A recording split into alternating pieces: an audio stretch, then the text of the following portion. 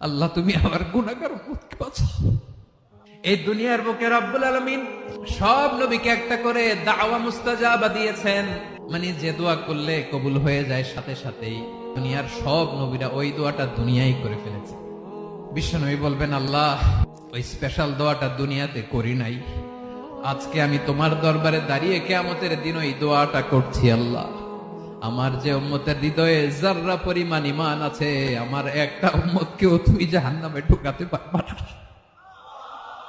বিশ্বনবী পাগলের মতো একবার হাউজে কাউসারে যাবেন, একবার সিরাতে যাবেন, একবার পুলসিরাতের দিকে, একবার হাউজে কাউসারের দিকে পাগলের মতো দৌড়াতে থাকবেন, তার কোন গুনাহগার উম্মত যাতে জাহান্নামে ঢুকে না যায়।